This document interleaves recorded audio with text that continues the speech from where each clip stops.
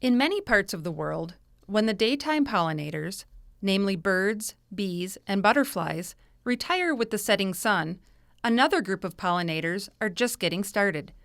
Bats, the world's only flying mammal, are responsible for pollinating over 500 species of flowers in at least 67 plant families worldwide.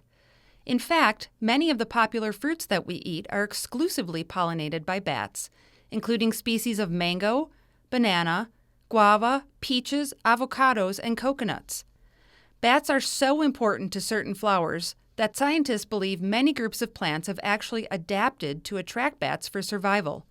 Pollinating bats are critical to plants that live in harsh climates or habitats that are far apart from each other where birds and insects cannot fly.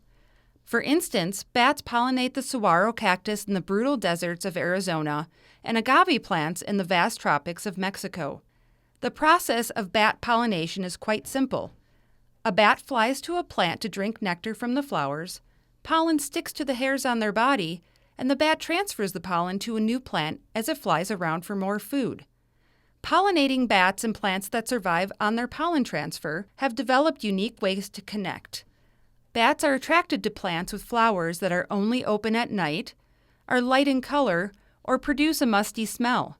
Some flowers are even shaped specifically for acoustic sounds to be created, which helps bats use echolocation to find the plant. In turn, many nectar-eating bats have adapted to have very long tongues to reach the nectar at the bottom of the large concave flowers they pollinate.